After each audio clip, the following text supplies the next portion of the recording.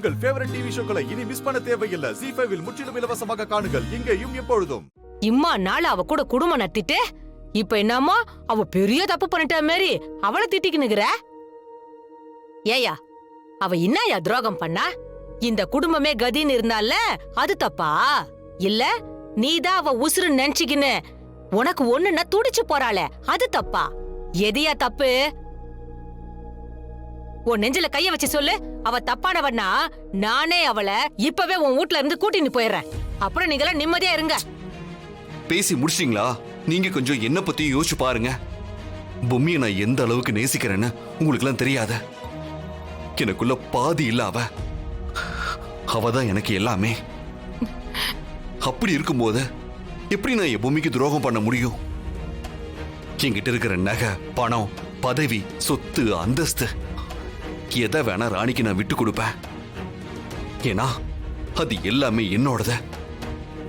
ஆனா என்னோட இந்த ஜென்மம் இருக்கே அது பொம்மியோடது. அது அவளுக்கு மட்டும்தான் சொந்தம். அதை நான் யாருக்காகவும் விட்டு கொடுக்க மாட்டேன். என்னால முடியவும் முடியாத. என் பொம்மியை மறந்துட்டு நான் ராணியோட வாழ்ந்தா அது நான் பொம்மிக்கு பண்ற பெரிய துரோகம்.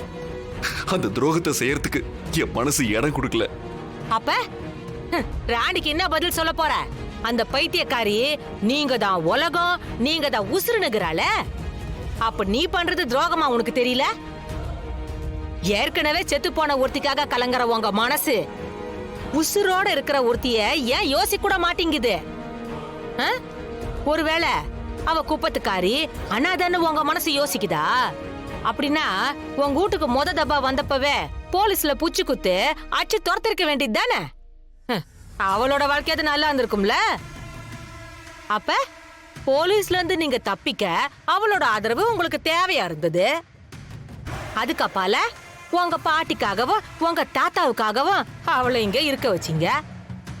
அப்புறம் உங்களுக்காக அவளையே அவ அழிச்சுக்கிற அளவுக்கு பைத்தியக்காரி ஆக்கிட்டீங்க. எல்லாம் ஓரளவு சரியானதும் கருவேப்பிலை கொத்து கணக்கா அவளை தூக்கி எறிஞ்சிட்டீங்க. அப்படித்தானே? ஆனா அவ உங்களை அப்படி நினைக்கல. உங்களுக்காக அவ உசுர கூட தர தயாராகிறா. அவ உங்களுக்காக செஞ்ச தியாகத்தை நீங்க எல்லாம் மறந்துட்டீங்க. அது சரி, அத பத்தி சொல்லி என்ன ஆக போகுது? ஐயோ, தயவு செஞ்சு என்ன சித்திரவதை பண்ணாதீங்க. நான் பொம்மின்னு நினைச்சுதான். யோ, இத்த காண்டி சொன்ன எனக்கே காண்டாவுது. உன் பொம்மை செத்து போயிட்டான்னு உனக்கு தெரியாதா? அப்புறம் இன்னாத்து கோசரையா ராணி வாழ்க்கையை நாசமாக்கி இருக்கிற? அவளுக்கு நீயே கொஞ்சம் விஷத்தை வாங்கி கொடுத்து கொன்றியா? ஆமா, பொம்மி செத்து போன அன்னைக்கு நானும் செத்து போயிருக்கணும். அவளை கொன்னவங்களை பழி வாங்கியே தீரணும்னு என் உசுர கையில புடிச்சிட்டு இருந்த.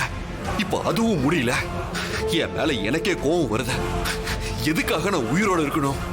செத்து போனவளுக்கும் துரோகம் பண்ணிட்டு உயிரோட இருக்கிற ராணிக்கும் துரோகம் பண்ணிட்டு பச்சை துரோகியா நிக்கிறேன்ல. வேண்டாம், இந்த உயிர் எனக்கு வேண்டாம்.